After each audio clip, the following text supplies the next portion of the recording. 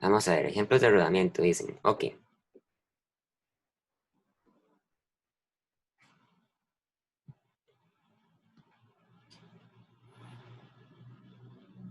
Movimiento de rodamiento de un cuerpo rígido, ¿verdad? Rodamiento es como, por ejemplo, cuando una rueda está moviéndose sin deslizarse sobre una superficie rugosa, ¿verdad? Eh, Vamos a ver.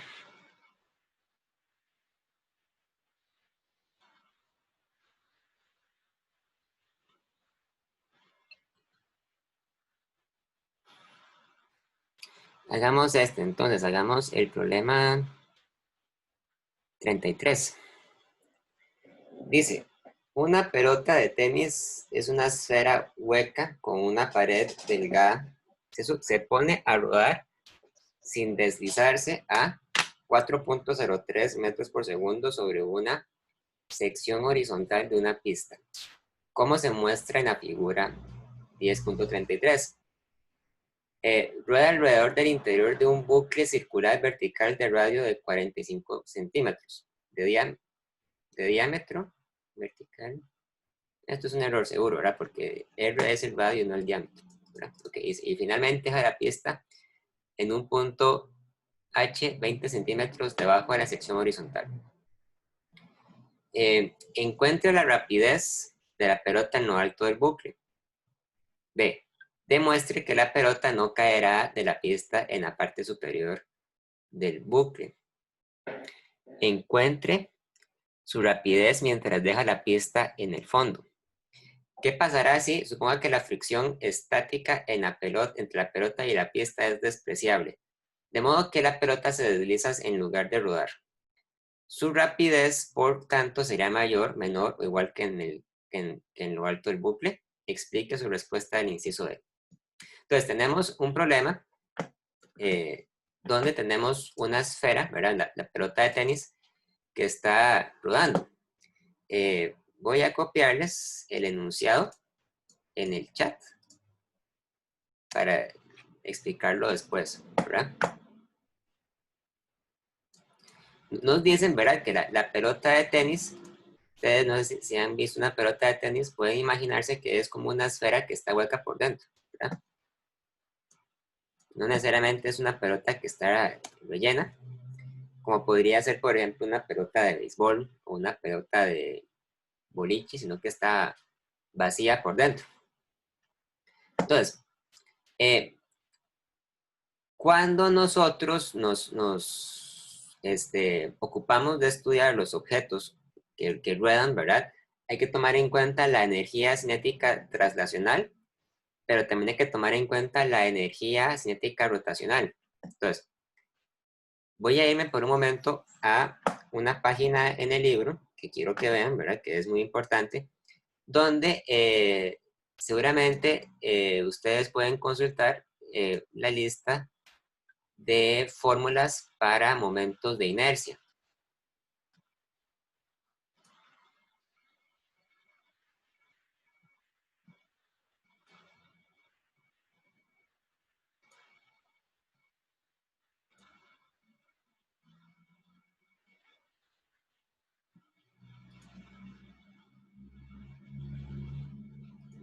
Está.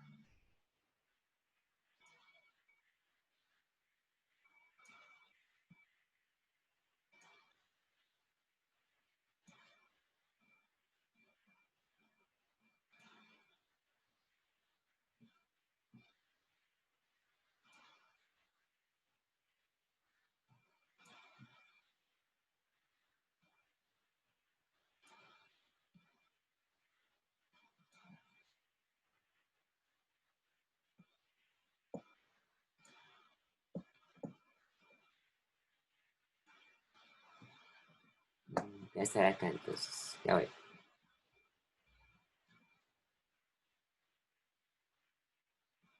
Aquí, en la página 261, ¿verdad? Está el momento de inercia de algunos objetos rígidos homogéneos con diferentes geometrías, ¿verdad? Entonces, como pueden ver, los objetos que se encuentran en la primera columna corresponden a cilindros, ¿verdad? El primero es un cilindro hueco, el segundo es un cilindro que está relleno, y el tercero es un cilindro que tiene un hueco por dentro, pero que tiene paredes de un grosor, ¿verdad? Apreciable.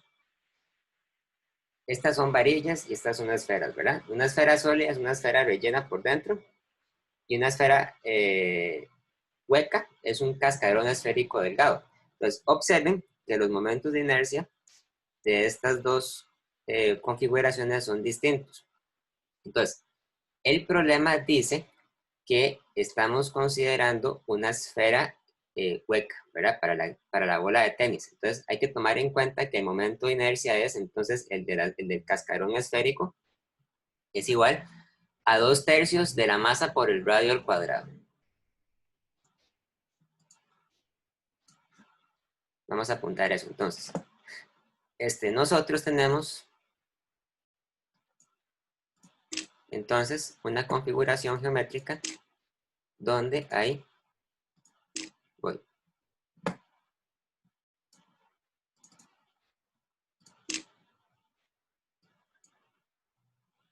donde hay una esfera hueca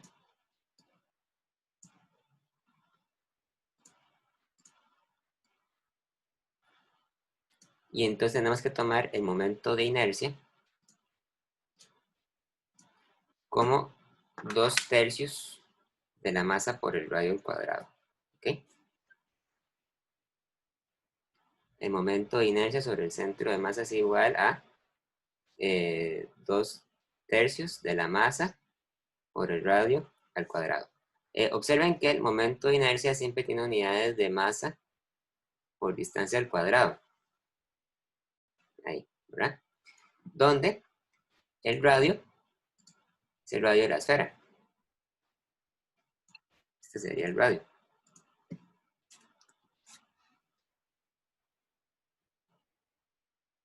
Perfecto, ¿verdad? Entonces, en la configuración del ejercicio, dice así entonces.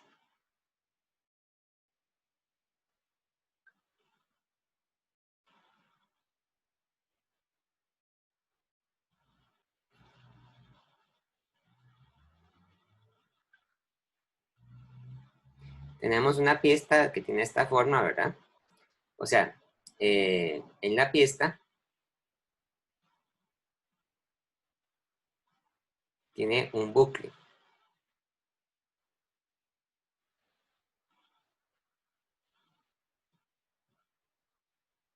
Entonces, la pista es como un círculo, ¿verdad? Donde tenemos lo siguiente. Hay una parte de la pista donde, podemos tratarlo de esta forma, ¿verdad? Donde hay una línea recta desde la izquierda y después la pista continúa por debajo.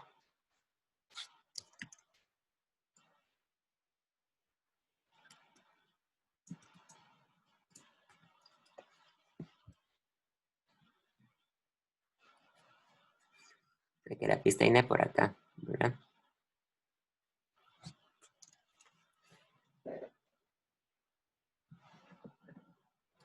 Y continúa horizontal. Entonces, esto mide una altura h por debajo. Y la pista tiene un radio R minúsculo. ¿Okay? Es buena idea entonces distinguir entre los dos radios, ¿verdad? Porque uno de los radios es el radio de la esfera de la bola de ping pong y el otro radio es el radio de la pista. Entonces, el problema nos dice, ¿verdad? Que, bueno, la bola de tenis viene rodando viene rodando sin deslizarse con una rapidez de 4,03 metros por segundo sobre la sección horizontal de la pista. Entonces, el puro principio del problema, nosotros tenemos la esfera de tenis, la bola de tenis, que se está moviendo hacia esta dirección, ¿verdad? Con una velocidad inicial de 4.03 metros por segundo.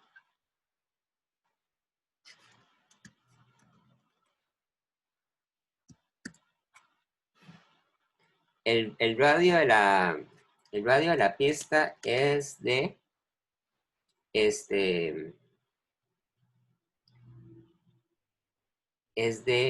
¿cuánto es? 45 centímetros, o sea, es 0.45 metros, y la altura H es de 20 centímetros, 0.20 metros. Además, el radio de la esfera es de, no dice, ¿verdad?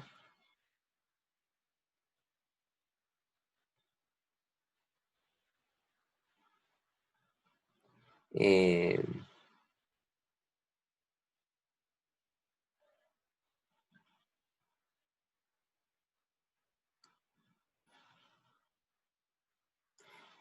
no dice qué tan rápido se mueve la esfera.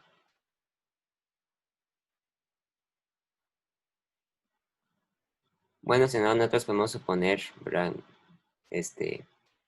Un radio ahí después, no importa. Tiene un radio R mayúsculo. Ok. Entonces, lo primero que nos piden comprobar es encuentra la rapidez de la bola en lo alto del bucle. O sea, hay que encontrar la rapidez de la bola cuando se encuentra aquí, o sea, en la parte más arriba de la pista.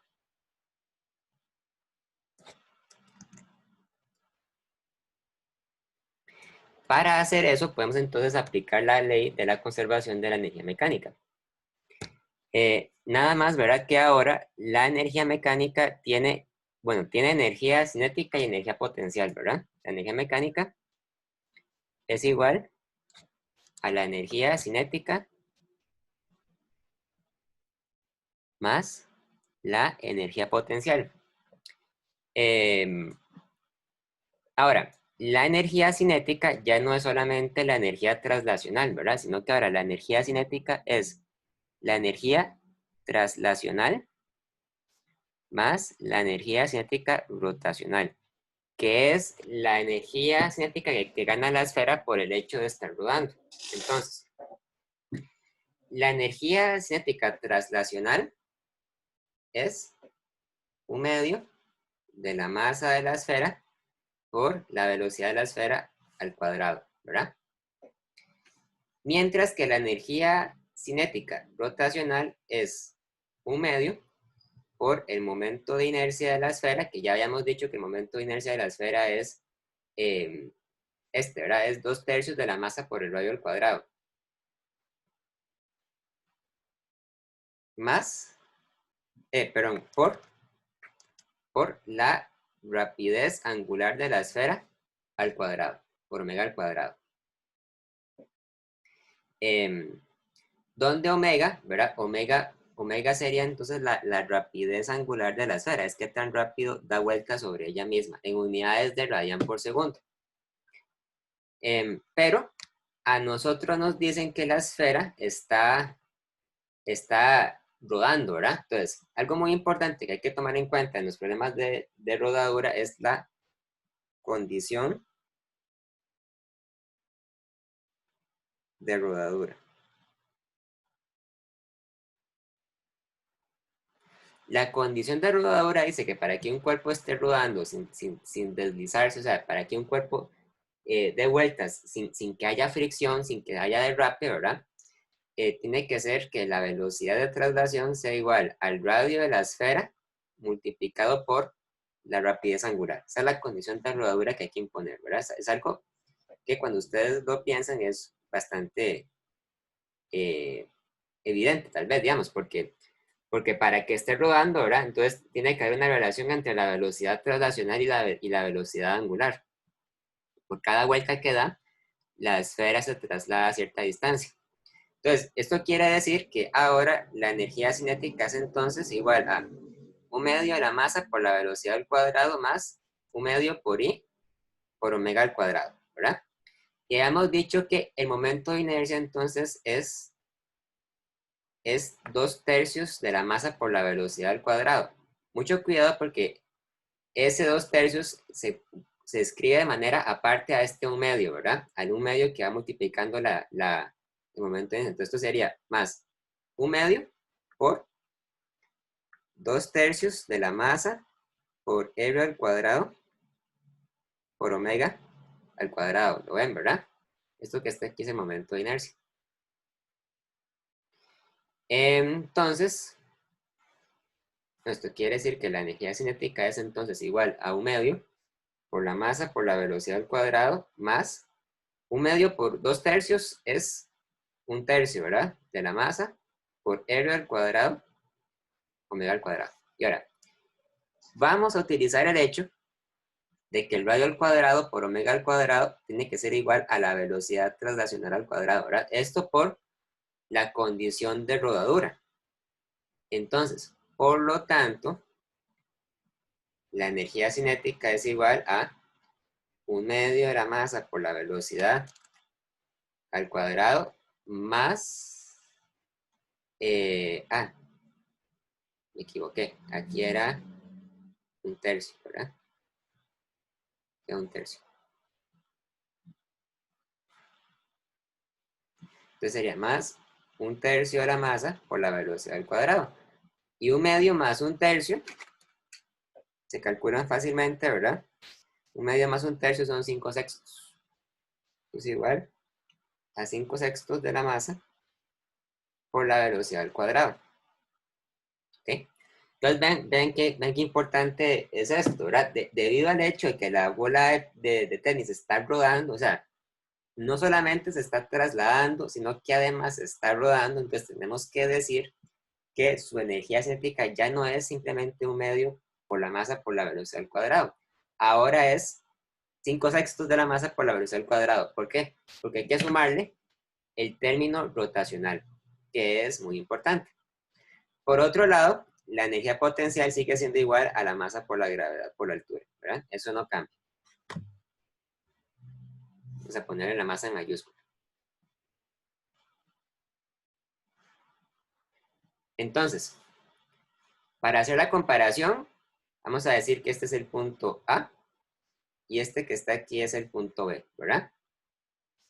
Entonces, ¿cuánta energía mecánica tiene la bola en el punto A? Bueno, en el punto A, la energía mecánica es igual a la energía cinética en A más la energía potencial en A. Vamos a decir entonces que la altura que tiene la bola en el punto A es 0. Entonces, de esa forma, la altura en el punto A va a ser 0 y la altura en el punto B va a ser igual a 2 veces el radio del bucle, ¿verdad? 2 veces R minúscula. Entonces, esto es igual a 5/6 de la masa por la velocidad en A al cuadrado más masa por gravedad por la altura en A. La altura en A se cancela porque es igual a 0, ¿verdad? Y bueno, a eso se le puede dar un valor numérico sin ningún problema. Por otro lado, la energía mecánica en B es igual a la energía cinética en B más la energía potencial en B. Y esto es igual entonces a 5/6 de la masa por la velocidad en B al cuadrado más masa por gravedad por 2 veces R, ¿verdad? Por 2 veces R. Entonces, lo que hay que hacer es que hay que igualar las energías mecánicas, la energía mecánica con la energía mecánica en B. Por lo tanto, esto quiere decir que 5/6 de la masa por la velocidad en A al cuadrado es igual a 5/6 de la masa por la velocidad en B al cuadrado más 2 veces la masa por la gravedad por el radio de del rizo, ¿verdad? ¿Por qué? Bueno, porque yo quiero ver si la velocidad que yo tengo en el punto B es lo suficientemente grande como para permitir que la bola se mantenga rodando sin caerse. Vean que para calcular eso yo, entonces, lo que hago es despejar la velocidad en v. Yo puedo aquí perfectamente cancelar las masas, que afortunadamente el problema no me da la masa de la bola de tenis. Resulta ser que no hacía falta conocerlo, ¿verdad? Y entonces despejamos, ¿verdad? La velocidad en v al cuadrado es igual a la velocidad en a al cuadrado menos 2 veces por 6 quintos eh, gravedad por altura, por radio, ¿verdad? Entonces igual a la velocidad en a al cuadrado menos 12 quintos gravedad por el radio. Entonces quiere decir que la velocidad en v es igual a la raíz cuadrada de la velocidad en a al cuadrado menos 12 quintos de la gravedad por el radio. Esto es 4,03 metros entre segundo al cuadrado menos 12 quintos por 9,8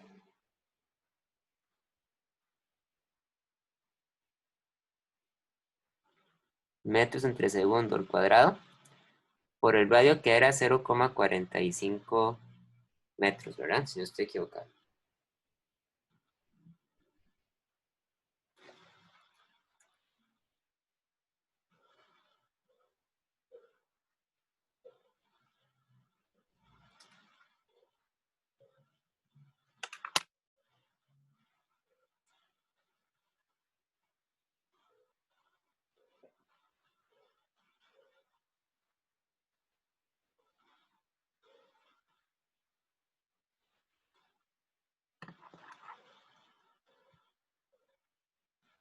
Me queda que la velocidad en v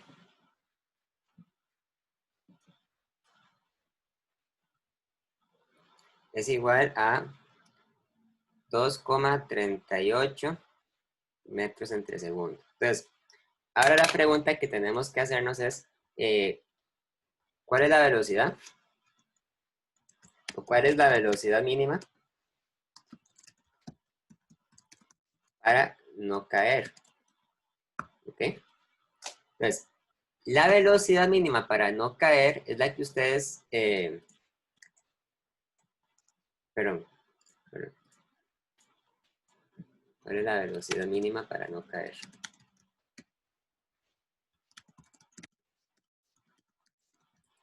Es la que ustedes calculan, ¿verdad? Cuando en la parte más alta del rizo, y esto es materia realmente de movimiento circular, pero bueno, en la parte más alta del rizo, ¿verdad? Cuando la bola está arriba,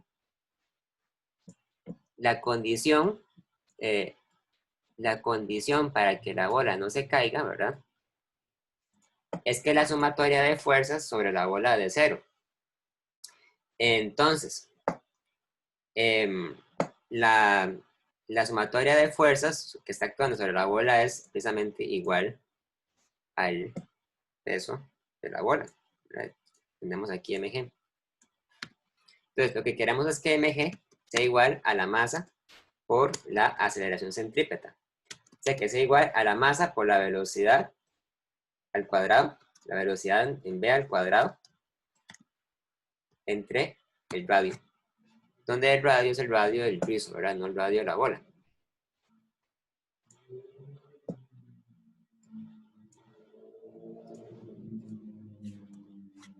Entonces,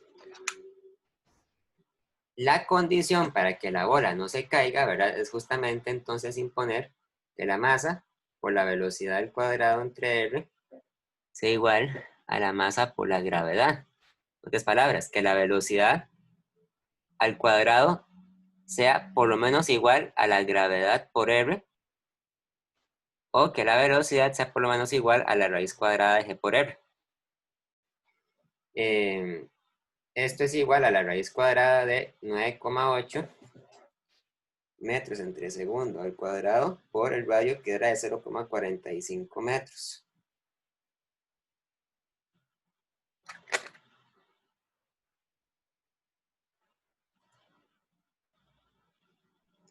Y esto da 2,1 metros por segundo. O sea, quiere decir que la velocidad en B es mayor y por lo tanto no se cae, ¿verdad? Por lo tanto, el objeto puede seguir rodando sobre la pista de Carlos, ¿verdad? Entonces ya hicimos la parte A, que es encontrar la velocidad en la parte más alta del bucle. También ya hicimos la parte B, que es demostrar que la pelota no se va a caer. La pregunta se dice, encuentre su rapidez mientras deja la pista en el fondo. O sea, mientras deja la pista aquí abajo. Entonces, vamos a decir que este punto aquí abajo es el punto C. Vean que la altura en el punto C es igual a menos h, porque estamos por debajo del nivel de referencia. Entonces, aquí se puede, ¿verdad? Indistintamente igualar la energía mecánica en el punto C con la energía mecánica en cualquier otro punto. Digamos que es la energía mecánica en el punto A. Entonces, la energía mecánica en el punto A es igual a la energía mecánica en el punto C.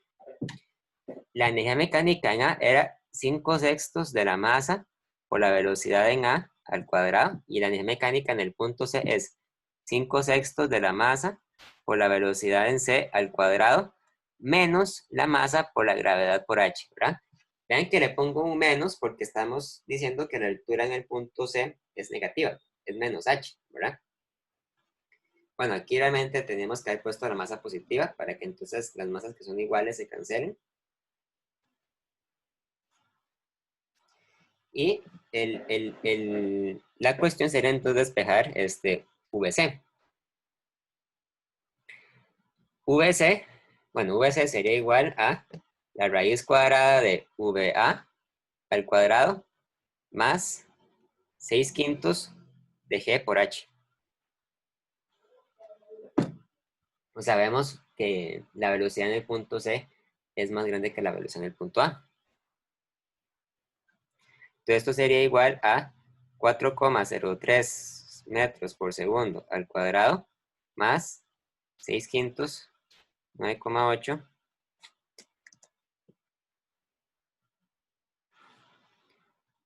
por 0,20 metros.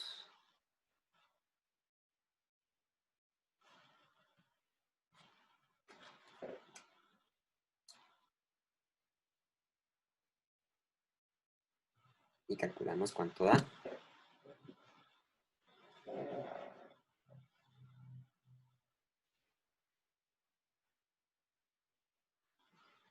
Da 4,7 metros por segundo. 4,70 metros por segundo. ¿Okay? Esa sería la respuesta de la pregunta C. La bola deja la pista con una velocidad de 4,70 metros por segundo. Y por último, la pregunta D dice, ¿qué pasaría si suponga que la fricción estática entre la pelota y la pista es despreciable, de modo que la pelota se desliza en lugar de rodar? Su rapidez, por tanto, sería mayor, menor o igual que en lo alto del bucle. Explique su respuesta del inciso D. Bueno, realmente, la pregunta D y S deben contestar juntas, ¿verdad? Entonces, lo que nos dice la pregunta D es que hay que suponer que no hay deslizamiento. Entonces, cuando no hay deslizamiento, por lo tanto, significa que no hay condición de rodadura. Quiere decir que la rapidez angular es 0. Entonces, eso quiere decir que la energía cinética es solamente la energía traslacional. K es igual a 1/2 por la masa por la velocidad al cuadrado. Y ya, no hay nada más, porque ya no hay energía cinética rotacional. Porque el objeto no está dando vueltas.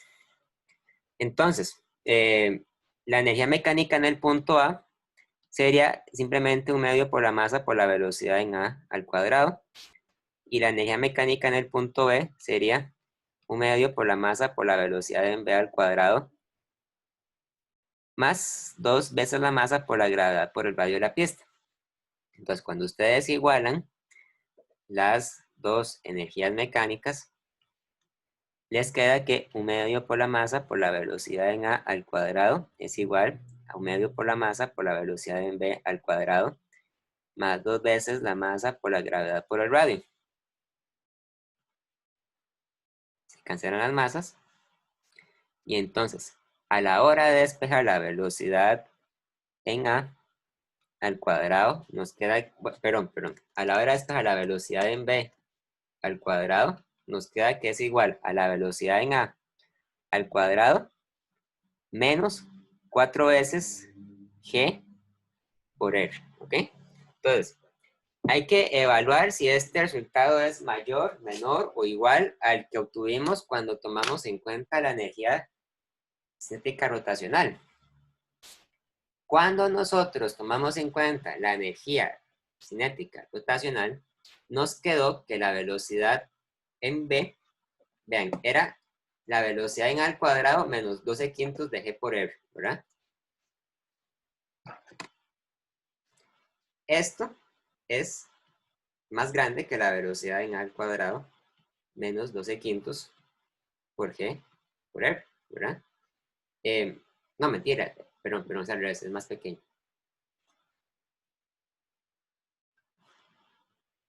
Más pequeño, ¿verdad? Ustedes pueden ver por qué, ¿verdad? Porque en ambos casos tenemos la velocidad en al cuadrado. Entonces lo que hacemos es usar el hecho de que el número 4 es más grande que el número 12 quintos. Y 12 quintos es 2,2, ¿verdad? Más grande que 4. Pero 2,4. 2,4. Es más grande que 2,4. Entonces quiere decir que cuando no tomamos en cuenta la energía cinética rotacional, la velocidad es más pequeña. O bien, cuando ignoramos la rotación de la bola del tenis, quiere decir que la velocidad que alcanza en el punto más alto es más pequeña.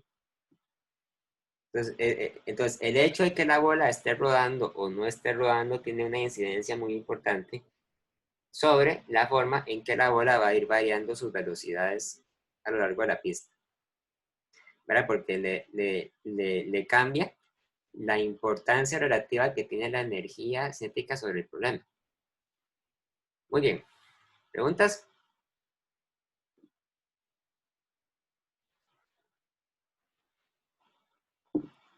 ¿Preguntas?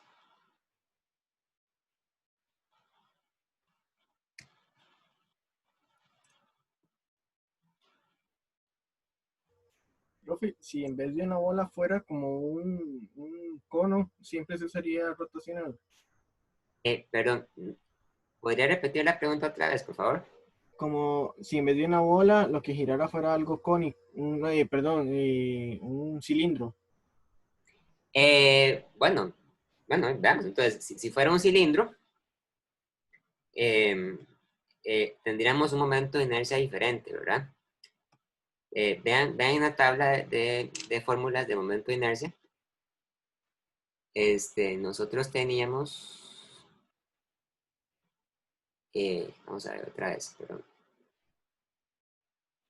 Momento de torsión, esto está más adelante. Cuando era un cilindro, el momento de inercia se calcula diferente a cuando es una esfera, ¿verdad? Pero igual, o sea, uno podría suponer que en el caso de un cilindro que da vueltas, igual tendríamos una velocidad más grande. Vea que si es un cilindro, también depende de qué tipo de cilindro es, ¿verdad? Si es un cilindro que está hueco y está lleno, o es sólido, ¿verdad? Como dicen, o si está hueco, pero el hueco tiene, digamos, un tamaño que es menor al tamaño del cilindro. Entonces, bueno, para cada uno, digamos, hay un caso diferente. Si el cilindro está completamente hueco, entonces el momento de inercia es masa por radio al cuadrado. Si está sólido, entonces es menor, de hecho, es 1/2 por la masa por radio al cuadrado. Y si es un cilindro con un hueco de un tamaño menor al tamaño del cilindro, entonces el momento de inercia es 1/2 por la masa por R1 al cuadrado más R2 al cuadrado. Entonces, igual, digamos, entonces hay que tomar en cuenta el momento de inercia, pero el cilindro, ¿verdad? Esa sería su pregunta. Sí, profe, gracias. Bueno, ok. Profe, podría ser el que estaba arriba. ¿Cuál? del que acabamos de hacer. Pero si puedo hacer cuál, ¿perdón? El que está arriba, el que estaba arriba del que acabamos de hacer. Ah, ya, ya.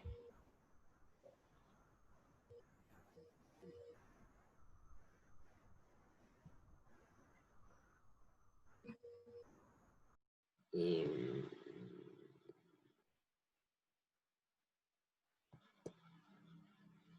el 32, este. Sí, Ok. Dice, el problema describe un método experimental para determinar el momento de inercia de un objeto con forma irregular eh, como la carga para un satélite. La figura 1032 muestra un contrapeso de masa m sostenido mediante una cuerda enrollada alrededor de un carrete de radio R que forma parte de una tornamesa que sostiene al objeto. La tornamesa puede dar vueltas sin fricción. Cuando el contrapeso se libera desde el reposo, desciende a una distancia h y adquiere una rapidez v. Demuestre que el momento de inercia I del aparato giratorio, incluida la tornamesa, es S, ¿verdad? Esta fórmula de acá. M por R al cuadrado por todo esto. Ok, R, ¿verdad? Ok. Ven que el carrete podríamos decir que es este tubo verde, ¿verdad? Por ejemplo, esta polea, bueno, el problema no dice nada acerca de la polea, entonces podemos asumir que la polea no tiene ninguna importancia en, el, en la situación. Este, por otro lado, ok, M es la masa del contrapeso, ¿verdad? R es el radio del tornamesa y, bueno, H es la altura que cae el contrapeso y V es la velocidad que gana el contrapeso. Ok, está bonito. Vamos a ver, entonces.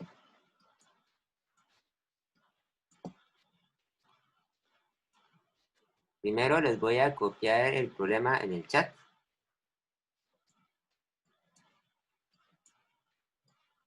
Voy.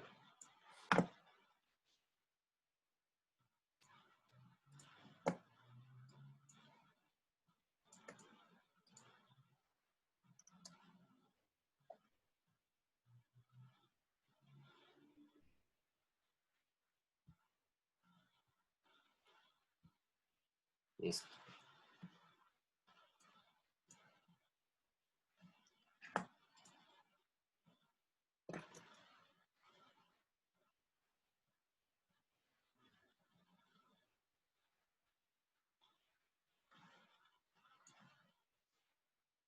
Entonces, hay una mesa.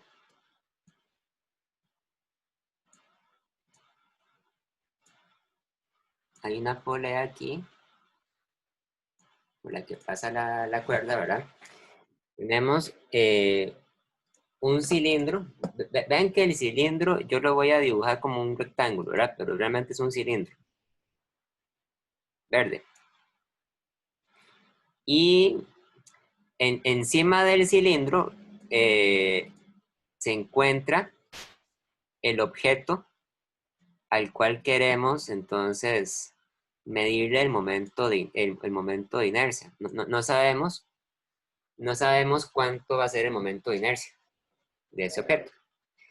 Pero bueno, hay una caja que está cayendo y sabemos que esa caja tiene una masa m, ¿verdad? Por otro lado, hay una cuerda que queda enrollada sobre el tornamesa.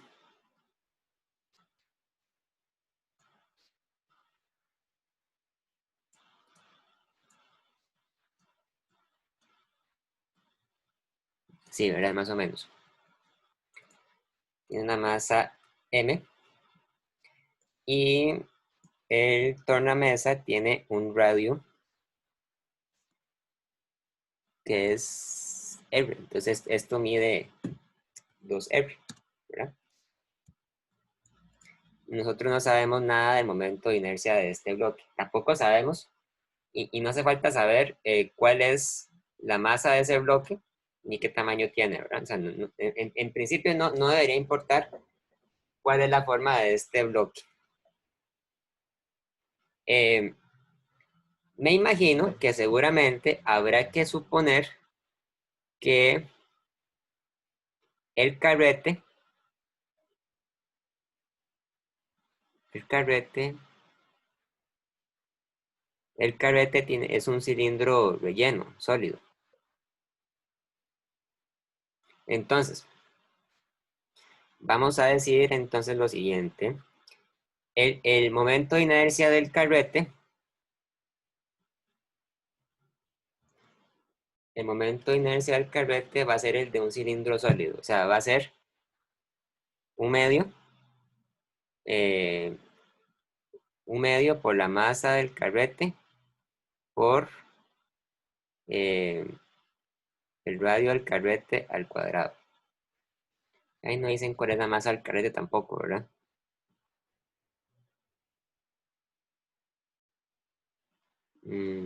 No.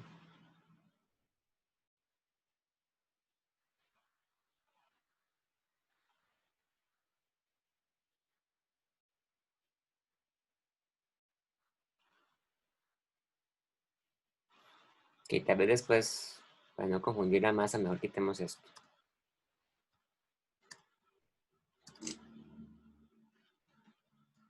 Vamos a ver. Entonces, al principio del problema, el bloque se encuentra a una altura con respecto al punto más bajo H, ¿verdad? Entonces, al principio del problema, toda la energía mecánica es potencial. Entonces, podemos decir que la energía mecánica inicial es la masa del bloque por la gravedad por H, ¿verdad? Después, cuando el bloque ha bajado, entonces ya se pierde la energía potencial y gana energía cinética. Entonces, por un lado sabemos que el bloque empieza a bajar con un medio por la masa por la velocidad al cuadrado. Pero por otro lado sabemos que todo este conjunto de cosas que hay aquí arriba, ¿verdad? El tornamesa, el carrete y el aparato, ¿verdad? Juntos tienen un momento de inercia I. Entonces esto va a ser más un medio por omega, bueno, un medio por I por omega al cuadrado. ¿Ok? Entonces, lo que habría que hacer es que tenemos que hallar una forma de relacionar esta rapidez angular con la rapidez del bloque.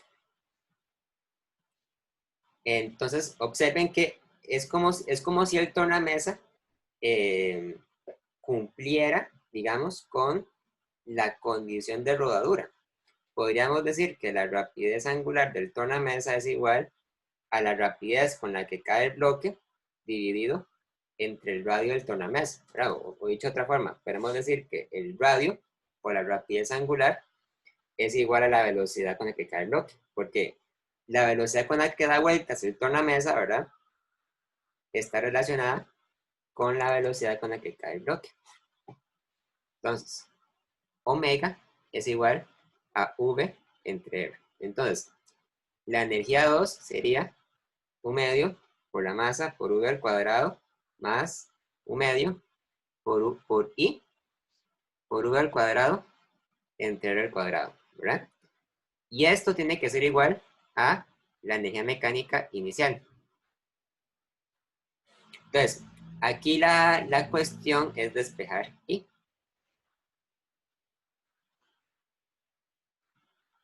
Vean que esto es igual entonces a un medio perdón, es igual a masa por gravedad por H.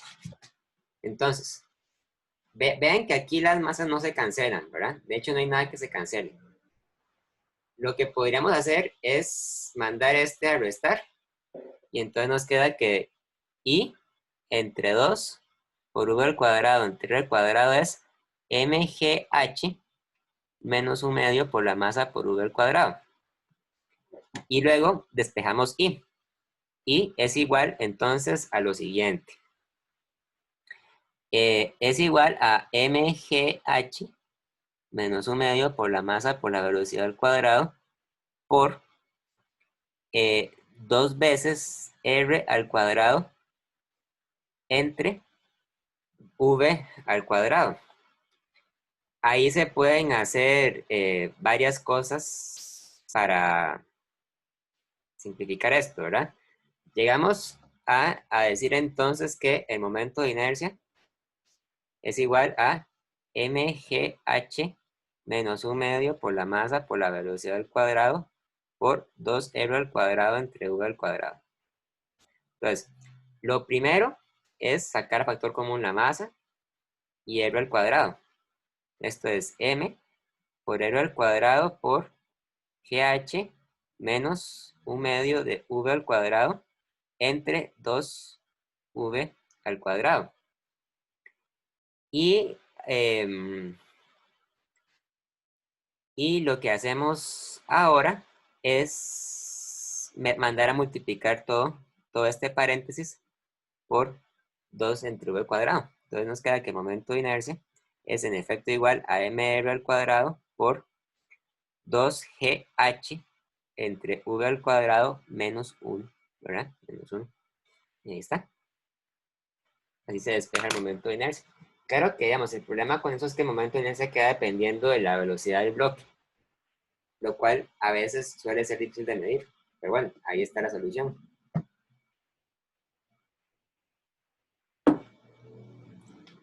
¿Dudas?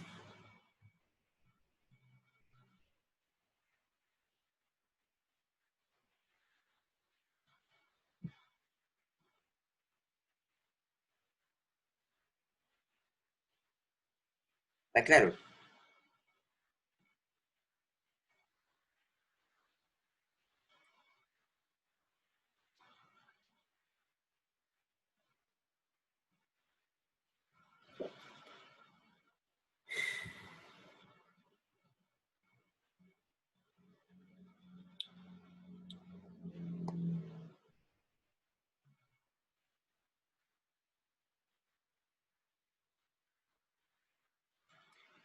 Bueno, entonces vamos a ver otro ejemplo. Profe, ¿será ¿Sí? que podría explicar un toquecito cómo se hace el cálculo de momento, el cálculo de inercia para objeto extenso? Que es que hay Es que, gente. ok, ve una cosa. En la carta del estudiante dice que nos entra las secciones 10.1 a las 10.3, 10.5 a las 10.7 y luego la 10.9. O sea, no entra la 10.4 ni la 10.8. Entonces, a lo que voy es que en el libro, ¿verdad? La sección, eh,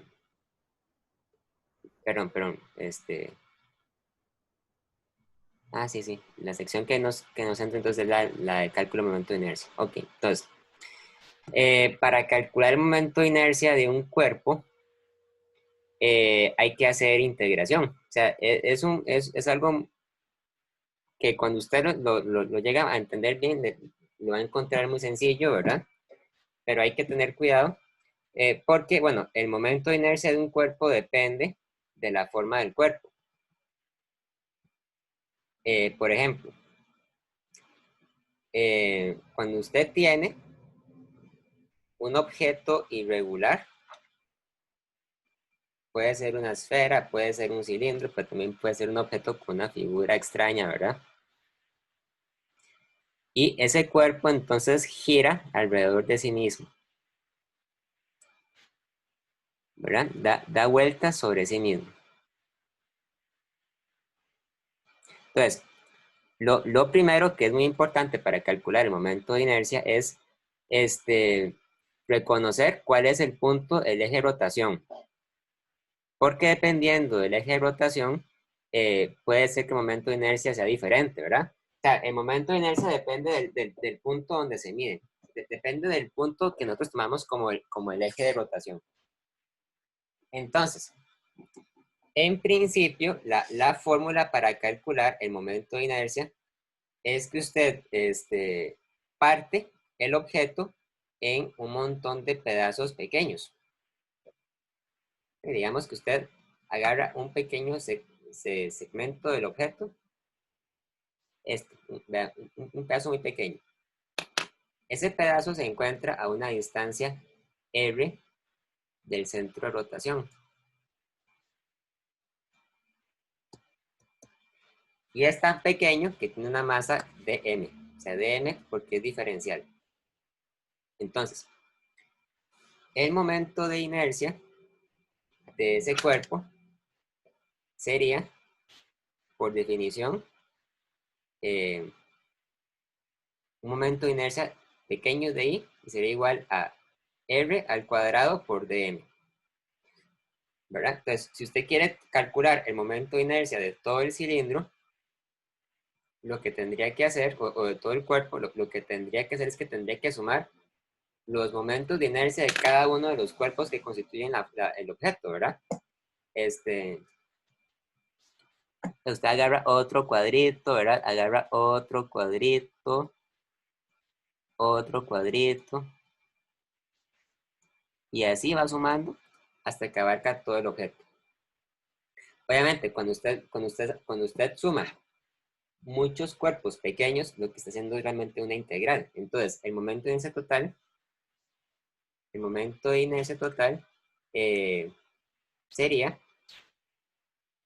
igual a la integral de r al cuadrado de n. ¿Sí? Hay que tener mucho cuidado porque esta integral normalmente es una integral doble.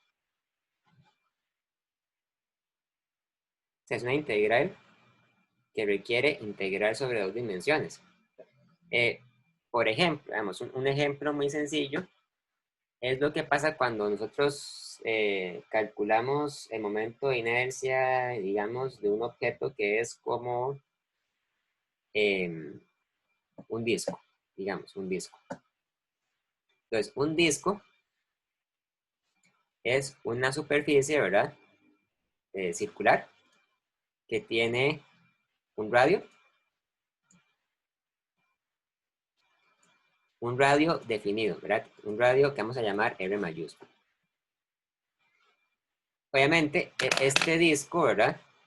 Ustedes lo pueden partir en un montón de pedazos. O sea, que usted puede llegar y agarrar un pedacito acá, un pedacito acá, un pedacito acá, un pedacito acá. Y bueno, cada uno de esos pedazos se va a encontrar a una distancia distinta del centro de rotación. ¿Verdad? Este se va a encontrar a esta distancia. Este se va a encontrar, bueno, este otro se va a encontrar a esta distancia. Este otro se va a encontrar a esta distancia, ¿verdad? Y así sucesivamente. Entonces, lo que sirve siempre es imaginarse solamente un pedazo del cuerpo. Vemos que ustedes imaginan esto. Entonces, este cuerpo tiene una masa de m y se encuentra a una distancia r del centro del círculo. ¿Sí? Vean que estas r son distintas, ¿verdad? Esta r minúscula corresponde a la distancia que existe entre el pedacito de masa y el centro, mientras que esta r mayúscula es el radio del disco, es una constante, no es la coordenada de ningún pedazo, es un radio total.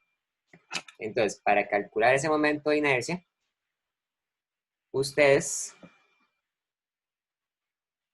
sacan la integral de r al cuadrado de m, ¿verdad? Esta es la fórmula, r al cuadrado de m. Ahora, lo que pasa es que ustedes no pueden, digamos, hacer esta integral así como está porque vean que la variable de integración es la masa, pero ustedes lo que están integrando es r, ¿verdad? O sea, son variables distintas. Esto no se puede caer así. No es que ustedes, vamos a ver, no es que ustedes pueden hacer esto, ¿verdad? R al cuadrado por dm. No, no se puede hacer. Eso no se puede hacer porque, eh, la masa del disco está distribuida sobre la superficie. Entonces, dependiendo del valor de R, vamos a encontrar diferentes masas. Entonces, no se puede sacar simplemente la integral, jamás. Eso sería un problema, digamos, que hay que evitar. Entonces, lo que se suele hacer es que ustedes suelen hacer uso de la densidad del disco, ¿verdad? La densidad, dependiendo de cómo la definan, puede representar cuánta masa hay por unidad de volumen, o por unidad de área, o por unidad de longitud. En el caso de un disco, que es un objeto plano, entonces usamos como densidad la densidad superficial. Vamos a ver, la densidad superficial. La densidad superficial es una cantidad que llamamos con la letra griega, sigma. Sigma. Y es igual a la derivada de la masa con respecto al área. ¿Ok? Pues quiere decir que dm es igual a sigma de A. Entonces, este dm que estaba aquí se convierte en sigma de A. Y por lo tanto, el momento de inercia se convierte en la integral de R al cuadrado por sigma por dA. Así como está, todavía no está terminado, ¿verdad? Sigma normalmente es una constante. Y como es una constante, entonces sigma, podríamos decir que sigma es igual, de hecho, a la masa total del disco dividido entre el área del disco.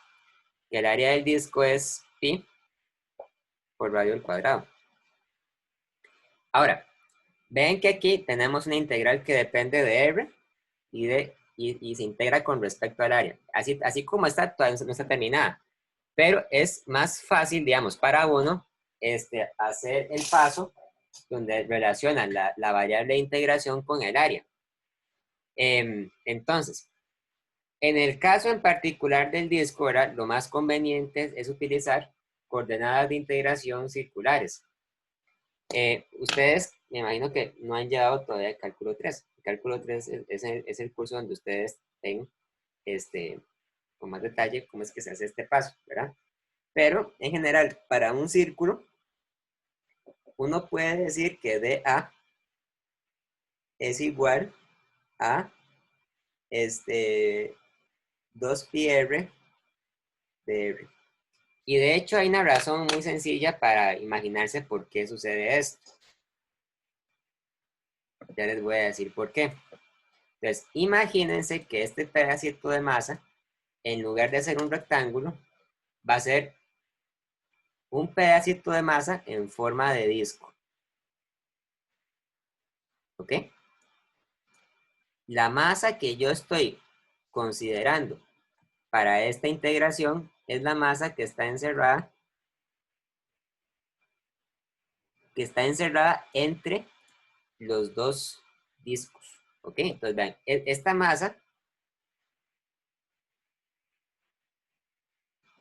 masa sería entonces la masa que está, que existe, que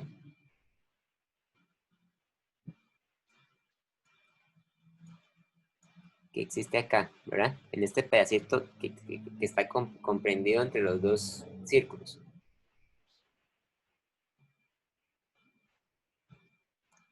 Entonces, ¿cuánta masa hay cuánta área hay en esta sección? Bueno, vean que ustedes podrían decir que el área que abarca este anillito, ¿verdad? Es igual a la circunferencia del círculo interior multiplicada por el ancho del anillo. Que el ancho del anillo sería lo que nosotros llamaríamos aquí nuestro dr, ¿verdad? Pero es tan exageradamente pequeño que ni siquiera cabe, ¿verdad? O sea, es muy pequeño. Entonces decimos que el dr es esta distancia. Esto va a ser el dr, ¿verdad? Entonces el área es 2πr por dr. O sea, porque 2πr es la circunferencia y dr es el ancho del anillo. Entonces, la integral sería igual a la integral de R al cuadrado por sigma por 2πr de R. Y ahora sí, integramos desde R igual 0 hasta R igual el radio del disco. El momento de inercia entonces es igual a R al cuadrado sigma 2πr de R desde 0 hasta R mayúscula. Sacamos las constantes, sacamos 2pi, sacamos sigma y nos queda la integral de R a la 3 de R desde R igual 0 hasta R igual R mayúscula. Eso es igual a 2pi sigma por R a la 4 entre 4. Desde R igual 0 hasta R igual R mayúscula. Y esto es igual a pi por sigma por R a la 4 entre 2. Donde sigma, si ustedes recuerdan, es la masa entre el área. Es masa entre pi por R al cuadrado. Entonces quiere decir que el momento de inercia es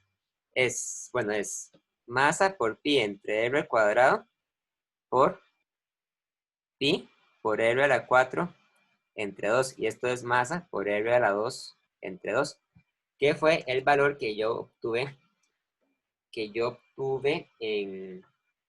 utilicé de hecho para el problema anterior, que era masa por radio al cuadrado entre 2. Tal vez podamos hacer algún ejemplo de problemas de esto en el libro, ¿verdad? Ahí tienen que haber problemas en los que nos piden que calculemos los momentos de inercia. Tal vez vamos a hacer uno de esos.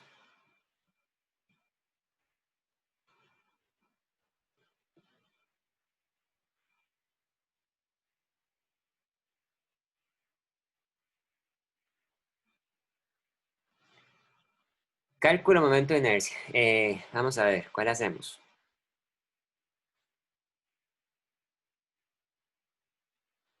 Vean el 24, dice. Dos bolas de masa M, de masa M mayúscula y M minúscula, ¿verdad? Como estas, se conectan mediante una barra rígida de longitud L y masa despreciable, como se muestra en la figura. Para un eje perpendicular a la barra A, muestre que el sistema tiene el momento de inercia mínimo cuando el eje pasa a través del centro de masa. B, demuestre que este momento de inercia es I igual a μ por L al cuadrado, donde μ es M minúscula por M mayúscula dividido entre M minúscula más M mayúscula. Es un problema que puede ser fácil tal vez de plantear. Vamos a ver cómo lo hacemos. Entonces, para este problema, ustedes tienen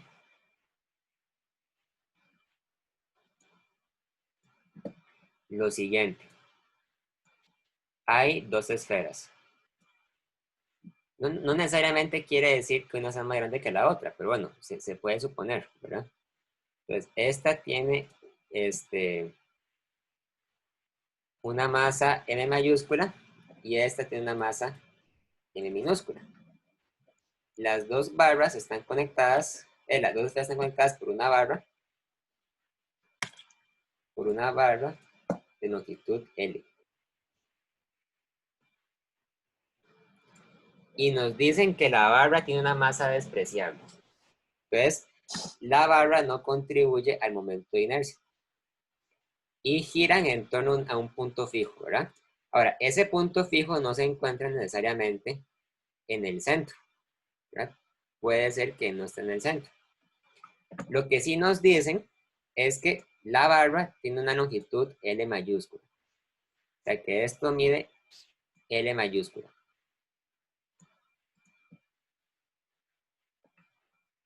Y además nos dicen que la bola M mayúscula se encuentra a una distancia X del centro. Pues por lo tanto, o sea, necesariamente, por lo tanto, quiere decir que esta distancia mide L menos X, ¿verdad? Entonces, para este problema se puede tratar a las esferas como partículas puntuales. Uno podría decir que en este caso el momento de inercia es igual al momento de inercia que ustedes obtienen con la masa m más el momento de inercia que ustedes obtienen con la masa m minúscula. Entonces, esto sería igual a la masa m mayúscula multiplicada por su brazo de rotación, que sería la distancia x, ¿verdad? X al cuadrado, más la masa m minúscula multiplicada por su brazo de rotación, que sería L menos X todo al cuadrado, ¿ok? Y es el momento de inercia. Entonces, la pregunta dice, ¿cuál es el valor de X que hace que se minimice el momento de inercia? O sea, ¿cuál es el valor de X que hace que todo esto sea mínimo? Bueno, ustedes saben, ¿verdad? Por cálculo 1, que para minimizar hay que derivar e igualar a 0. Entonces vamos a hacer eso. Vamos a derivar el momento de inercia con respecto a X y vamos a igualar a 0. Entonces, la derivada del momento de inercia con respecto a X sería igual a, bueno, la derivada de esto es 2X por M, ¿verdad? Más la derivada de esto, que sería M por 2 por L menos X por menos 1. Igual a 0. Entonces tendríamos que 2X por M menos 2M minúscula por L menos X es igual a 0. Entonces 2X por M mayúscula más 2M minúscula por X es igual a 2M minúscula por L, ¿verdad? Y ya cuando ustedes entonces lo despejan, les queda que X tiene que ser igual a X tiene que ser igual a M minúscula por L dividido entre M minúscula más M mayúscula. ¿Ok? Esta tiene que ser el valor de X. Entonces, el momento de inercia es igual a M mayúscula por X al cuadrado más M minúscula por L menos X al cuadrado. Entonces, igual a M por M minúscula por L entre la suma de las masas al cuadrado más M minúscula por paréntesis L menos X. Entonces, L menos M minúscula por L entre la suma de las masas al cuadrado. Aquí seguramente habrá que hacer algo para simplificar esto, ¿verdad? Vean que yo lo que podría hacer es homogeneizar esta fracción. De manera que esto que está aquí sea M mayúscula más M minúscula por L menos M minúscula por L entre M mayúscula más M minúscula a la 2. Pero esto es igual a M mayúscula por L entre M mayúscula más M minúscula al cuadrado. Esto es igual a M mayúscula por M minúscula por L más la suma de las masas al cuadrado más M minúscula por M mayúscula por L entre la suma de las masas al cuadrado. Y si ustedes lo ven con mucho detalle, ustedes ahí pueden sacar a factor común varias cosas, ¿verdad? Pueden sacar a factor común un M mayúscula, un M minúscula, un L al cuadrado. También pueden sacar a factor común la suma de las masas al cuadrado. Y en cambio lo que les queda es solamente M mayúscula más M minúscula. ¿Okay? Y esto es igual entonces a M mayúscula por M minúscula por L al cuadrado entre la suma de las masas. Y cuando ustedes dicen que esto es igual a mu por L al cuadrado, entonces quiere decir que mu es igual a M mayúscula por M minúscula entre M mayúscula más M minúscula. Es nada más cuestión de hacer mates, ¿verdad? Hacer cálculos ahí matemáticos. Tal vez otro ejemplo que podamos ver. Vamos a ver. Profe, una consultilla. ¿Qué ¿Sí? son integrales dobles? Es que en cálculo uno no se ve eso, yo creo. En cálculo no se ve correcto, entonces no podemos suponer que ustedes sepan hacerlo. Una integral doble es cuando ustedes, o sea, véalo de esta forma. Una integral, una derivada doble es cuando usted deriva dos veces, ¿verdad? Una integral doble es integrar dos veces sobre dos variables. Pero es algo que hay que hacer con cuidado. O sea, no es tan fácil como, bueno, sí es fácil, pero digamos, no es tan obvio como puede parecer. Hay que tener un poco de cuidado. Entonces, los problemas donde haya que hacer integral van a estar diseñados para que ustedes nada más tengan que hacer una integral sencilla, una integral de una sola variable. Eso no vamos a profundizar en este curso porque, o sea, no corresponde, ¿verdad? Tras de que ustedes están en física 1, están llevando cálculo 2, y eso será hasta cálculo 3, entonces no se les puede exigir eso. ¿Ok? Em, veamos vean el problema 23. Dice, con el procedimiento del ejemplo 10.7 demuestre que el momento de inercia en torno al eje Y' de la barra rígida en la figura 10.15 es 1/3 de ml al cuadrado. Entonces vamos a ver la figura 10.15.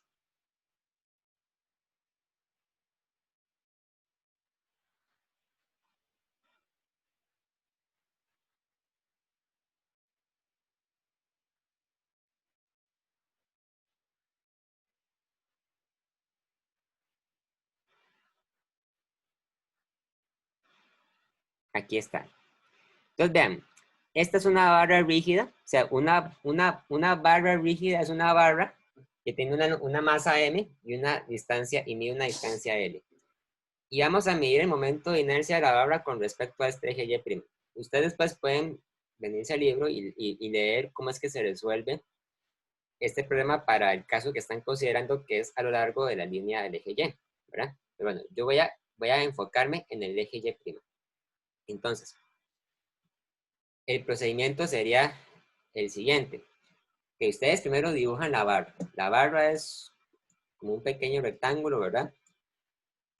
Que tiene una distancia, que mide una distancia L, y que además tiene una masa M.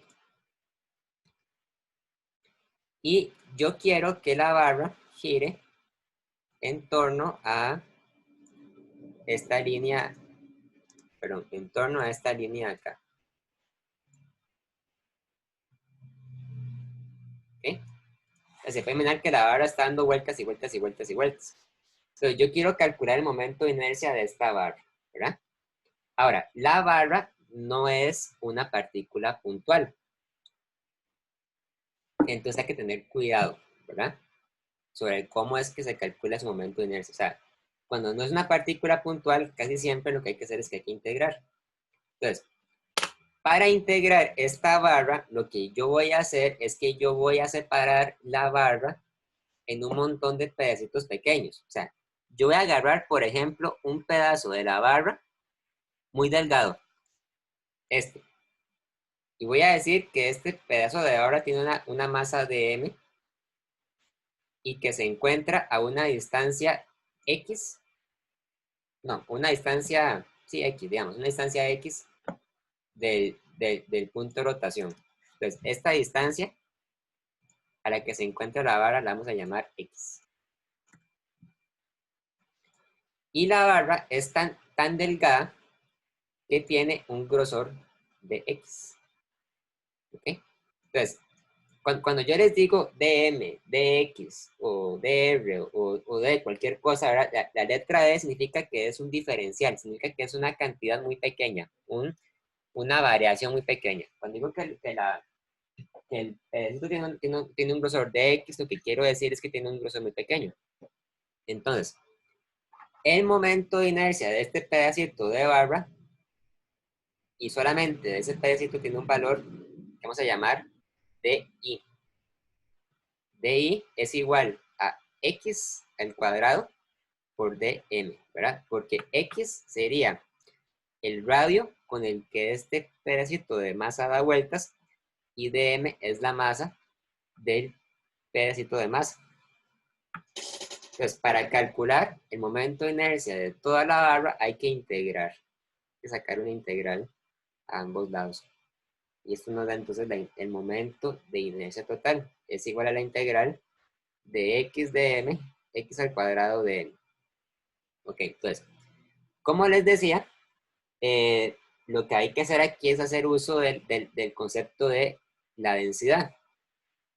Cuando estamos considerando un objeto como una barra, que es un objeto que se extiende sobre una dimensión, es conveniente utilizar la densidad lineal. Y la densidad lineal es una cantidad que llamamos lambda. Es igual a la variación de la masa con respecto a la distancia. O sea, es dm sobre dx. ¿Okay? La densidad me dice cuánta masa hay por unidad de distancia. Generalmente la masa es constante. Podemos decir que esto es igual a m dividido entre n. Pero yo lo que hago ahora es que yo digo entonces que dm es igual a la constante lambda multiplicada por dx. Entonces, el momento de inercia, hagámoslo aquí a la parte, el momento de inercia entonces se convierte en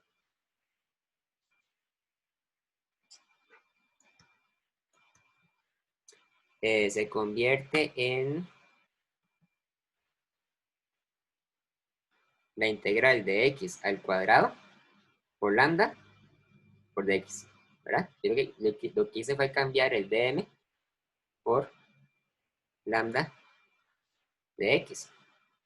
Y la integral se extiende a lo largo de toda la barra.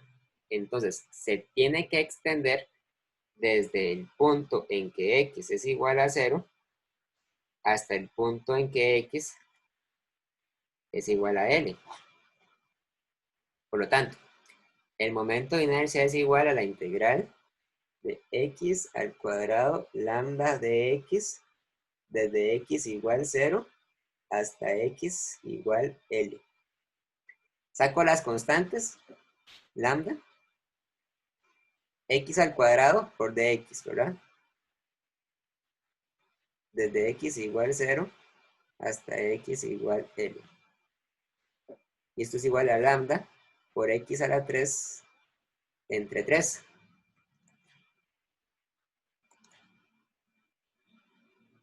Desde x igual 0 hasta x igual n. Y esto es lambda por L a la 3 entre 3. Pero ustedes recordarán que yo había dicho que lambda era igual a m entre L. O sea, es masa por unidad de distancia. Entonces quiere decir que el momento de inercia es igual a m entre L por L a la 3 entre 3. Entonces igual a m por L al cuadrado entre 3. Entonces, vean que por motivo de esta integral me queda un factor de 1/3, ¿verdad? Tengo que dividir entre 3.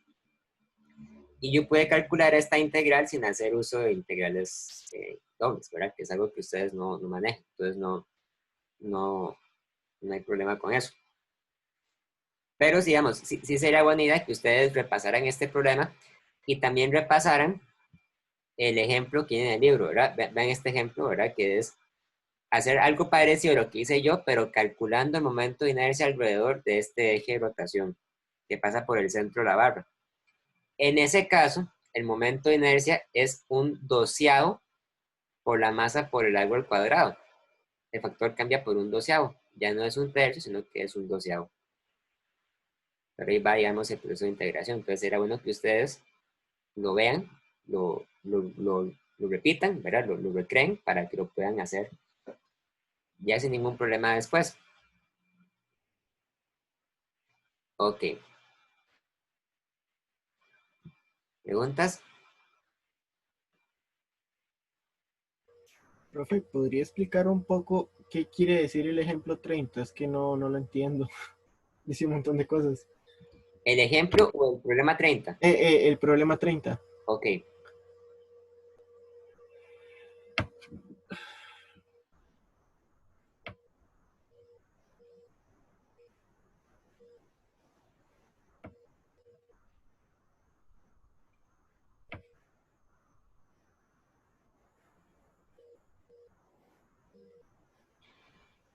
¿Por qué es imposible la siguiente situación?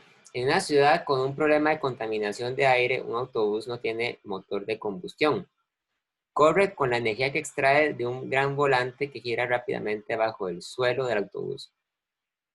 En la terminal de autobuses, el volante se pone a girar a su máxima rapidez de rotación de 3000 revoluciones por minuto mediante un motor eléctrico. Cada vez que el autobús aumenta su rapidez, el volante frena ligeramente. El autobús está equipado con frenos regenerativos de modo que el volante aumenta rapidez cuando el autobús frena. El volante es un cilindro sólido uniforme con 1200 kilogramos de masa y 0,5 metros de radio. El cuerpo del autobús realiza trabajo contra la resistencia del aire y la resistencia de rodamiento a la relación promedio de 25 HP mientras viaja con una rapidez promedio de 35 km por hora. Y si está un poco extraño este problema. Vamos a ver Profe, si... ¿y es correcto incluir en ese tema de resistencia al aire? Es que no estoy seguro. Yo creo que no, O sea, o si entra. eso no quiere decir nada. Eso lo que quiere decir es que el bus obtiene su energía del volante, nada más. Ok, vamos a ver si entiendo.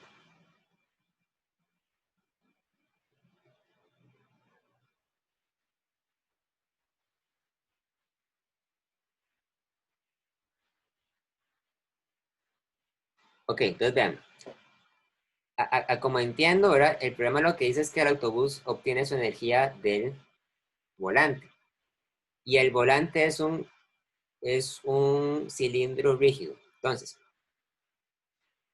¿cuánta energía puede dar el volante?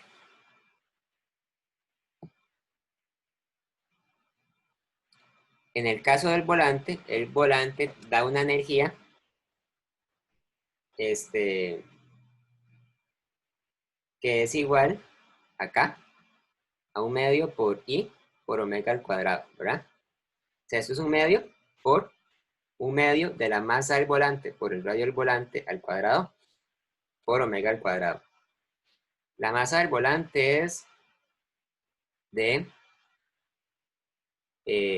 1200 kilogramos. El radio del volante es de 0,5 metros. La rapidez angular del volante dicen que es de 3000 revoluciones por minuto.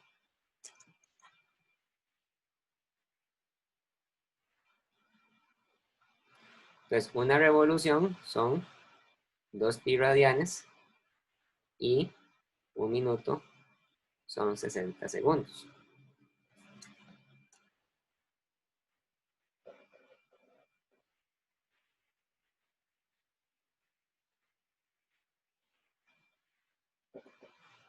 Cien pi radianes por segundo. De manera que la energía cinética del volante es un medio por un medio por I. Bueno, un medio por un medio por la masa, que es 1200 kilogramos, por el radio, que es 0,5 al cuadrado, por omega al cuadrado, que es entonces sin pi al cuadrado.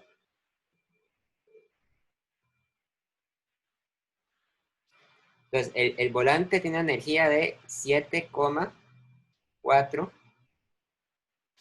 por 10 a la 6 joules. Ahora,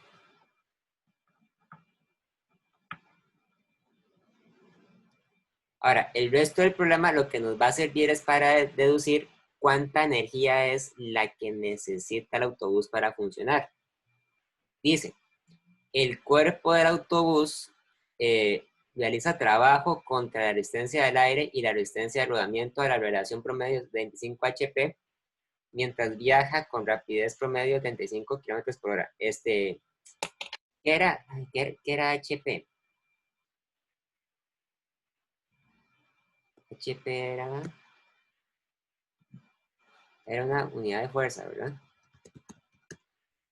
Profe, creo que eran caballos de fuerza. Caballos fuerzas.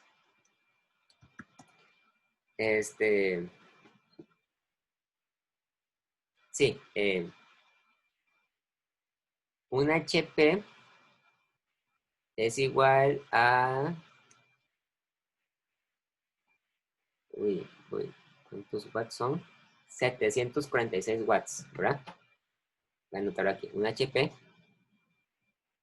son 746 watts. Ok, entonces, el problema dice, entonces, que el autobús se mueve con una potencia de 25 HP mientras viaja con una velocidad promedio de 35 kilómetros por hora.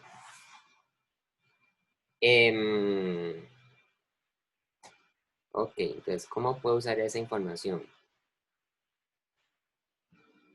¿Qué distancia recorre el autobús? ¿No dice?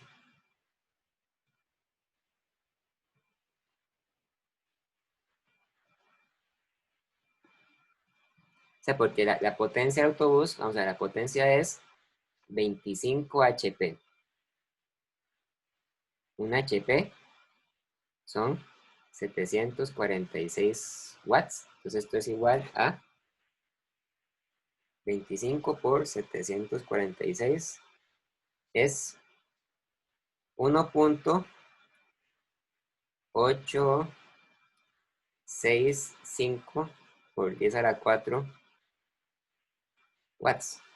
Por otro lado, la velocidad del autobús es de 35 kilómetros por hora.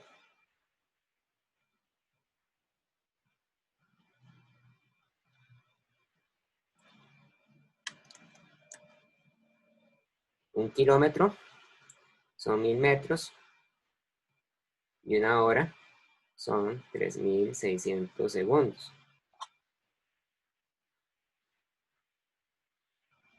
Entonces estos son 9.72 metros entre segundo. Entonces,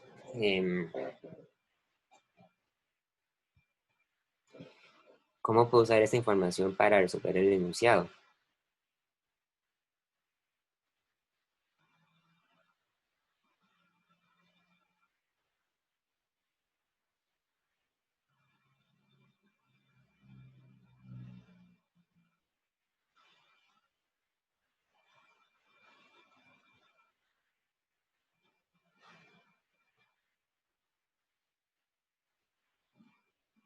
Porque entonces esto quiere decir que la fuerza que hace el autobús, ¿verdad? La fuerza es igual a la potencia entre la velocidad. Hay una fórmula que relacionaba la potencia con la fuerza y la velocidad. Entonces esto es 1,87 por 10 a la 4 watts entre 9,72 metros entre segundo.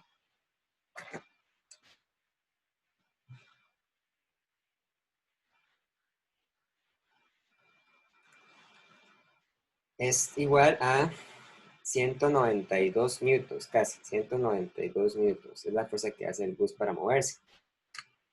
Eh, mientras que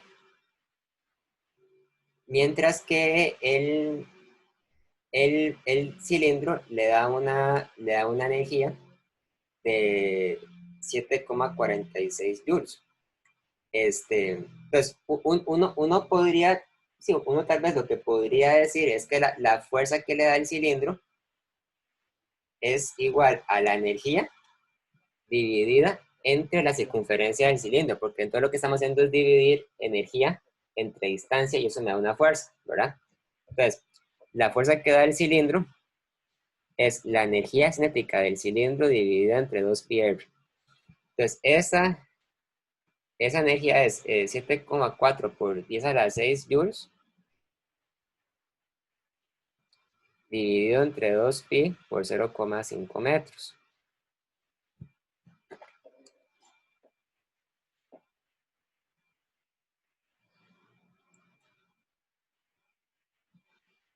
Y esto es entonces 2,36 por 10 a la 6 newtons.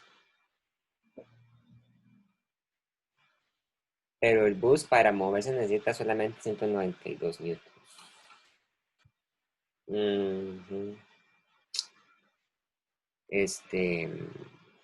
Sí.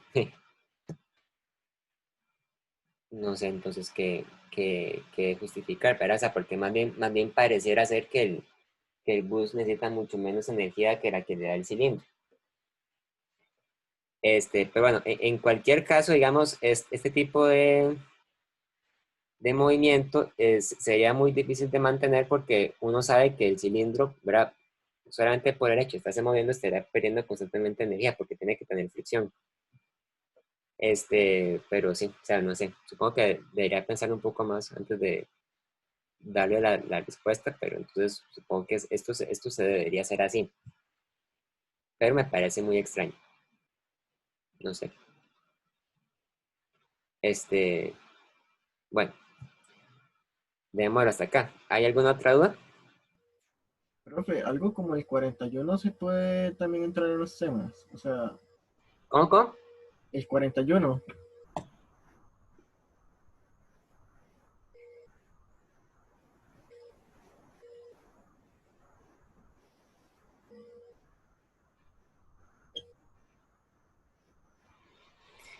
Una cuerda se enrolla alrededor de un disco uniforme de radio Every más AM, como un yoyo, ¿verdad? El disco se libera desde el reposo con la cuerda vertical y su extremo superior amarrado a una barra fija.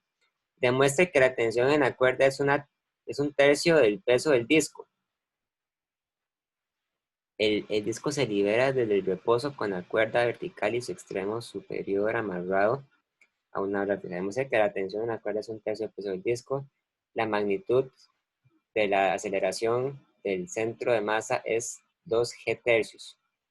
Y la rapidez del centro de masa es 4g h tercios raíz cuadrada.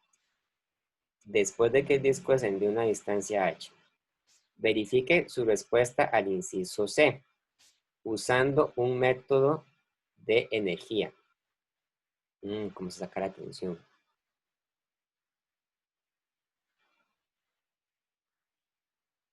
O sea, porque aquí lo que pasa entonces es lo siguiente, ¿verdad? El disco está dando vueltas y es un disco uniforme. Entonces, el momento de inercia de un disco uniforme es un medio por la masa por r al cuadrado.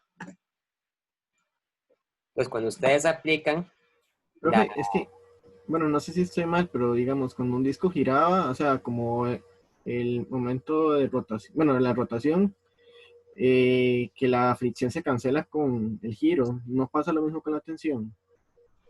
No se cancela porque... Ah, claro, ya sé cómo demostrarlo. Vea, usted sabe que el momento, que el disco, vea, el disco es un círculo, ¿verdad? Que tiene dos fuerzas. Por un lado está su propio peso empujándolo para abajo, ¿verdad? Mg. Y por el otro lado está la tensión de la cuerda tirando para arriba. claro, usted no puede decir que la tensión sea igual al peso, porque el disco de hecho está acelerando para abajo, acelera hacia abajo. Hay una aceleración hacia abajo. Entonces, el disco, ¿verdad? Por otro lado, digamos, usando energías, sabemos que al principio tenía una energía mecánica inicial que era potencial. Entonces, la energía inicial, vamos a decir que era masa del disco por gravedad por H. Después, el disco desciende y convierte su energía cinética en energía, convierte su energía potencial en energía cinética. Entonces, esto sería igual a masa por velocidad al cuadrado entre 2 más un medio por I por omega al cuadrado. Pero esto es masa por velocidad al cuadrado entre 2 más este, un medio por un medio de la masa por R al cuadrado por omega al cuadrado. Claro, y esto es V, ¿verdad? Al final esto es igual a masa por velocidad al cuadrado entre 2 más... Ah, no, mentira, es que es un disco sólido y es un medio. Entonces esto sería más un cuarto por la masa por la velocidad al cuadrado. Tres cuartos de la masa por la velocidad al cuadrado. Entonces, en este caso, lo que tendríamos que hacer nosotros es hacer sumatoria de torques, ¿verdad? Ven que aquí tenemos un brazo de palanca R, ¿verdad? Entonces, la fórmula de la sumatoria de torques lo que dice es que la sumatoria de torques es igual al momento de inercia del disco multiplicado por la rapidez angular. El único torque que está actuando es el de la tensión. El peso no hace torque porque el peso está actuando exactamente en el centro del disco. Entonces, por el lado izquierdo, esto significa que R por la tensión es igual a I por omega, ¿verdad? Y es igual a un medio por la masa por R al cuadrado por omega, ¿verdad? Y omega,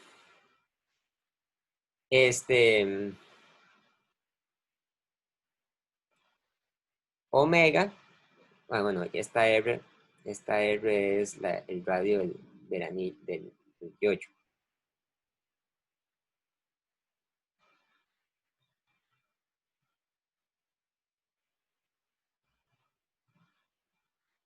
O sea que podemos decir que la tensión es igual a un medio por la masa por R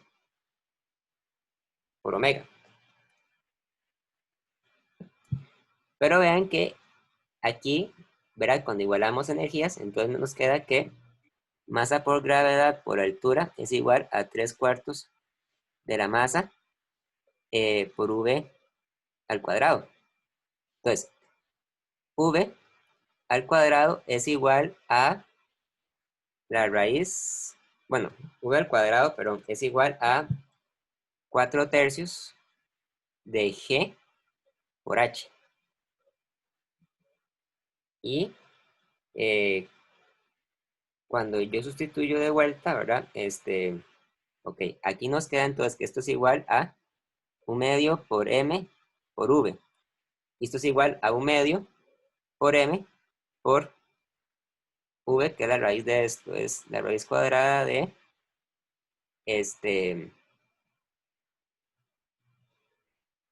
4 tercios de G por H.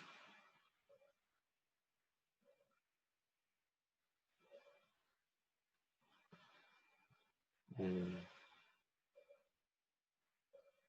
está bien, está bien.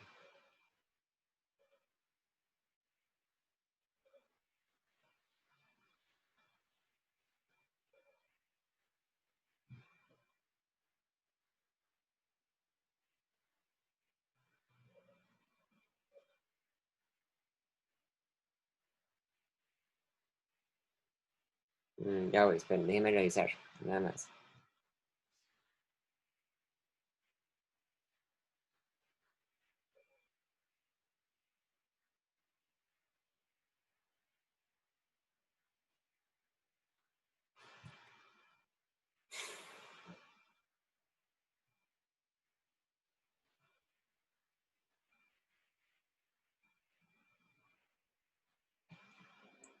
m por r al cuadrado tiene unidades de masa por distancia al cuadrado entre, y por omega distancia al cuadrado entre tiempo. Entonces eso tiene unidades de masa, no puede estar bien. Claro, es que no es por omega, es por alfa.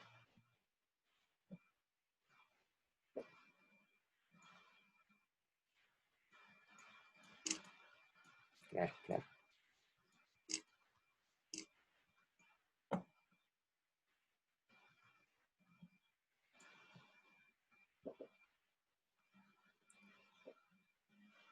Por alfa, y alfa es entonces la aceleración angular.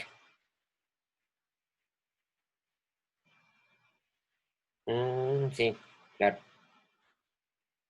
Ahora sí, entonces T es igual a 1/2 por M por R por alfa, ¿verdad? Y por otro lado, nosotros sabemos que aplicando sumatoria de fuerzas, la tensión menos el peso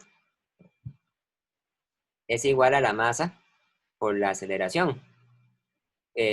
Pero esto tiene que ser igual a la masa por el radio por la aceleración angular, ¿verdad? Porque esto es la aceleración lineal. Entonces, esto quiere decir que la aceleración angular es T menos mg entre m por r. Entonces, habría que sustituir esto acá. Esto es 1/2 por m por r por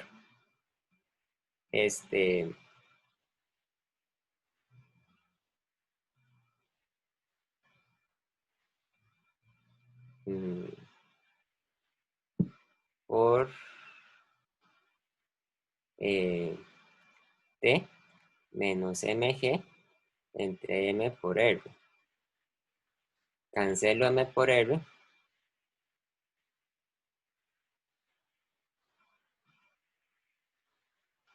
Y me queda entonces que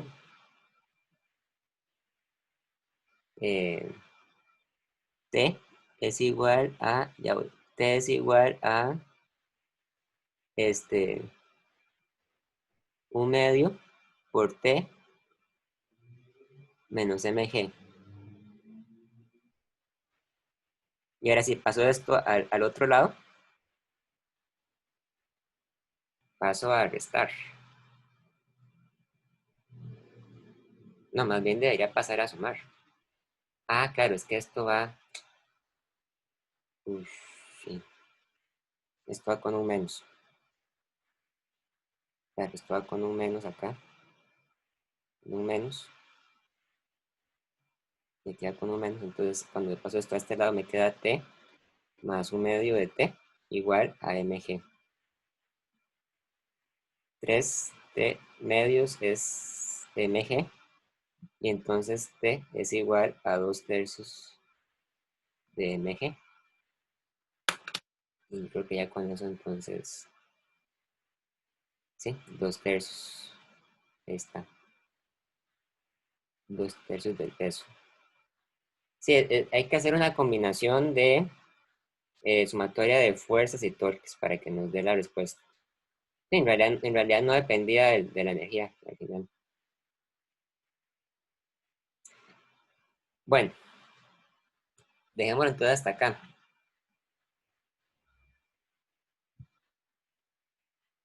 Sí, 1 más 1/2, 2/3.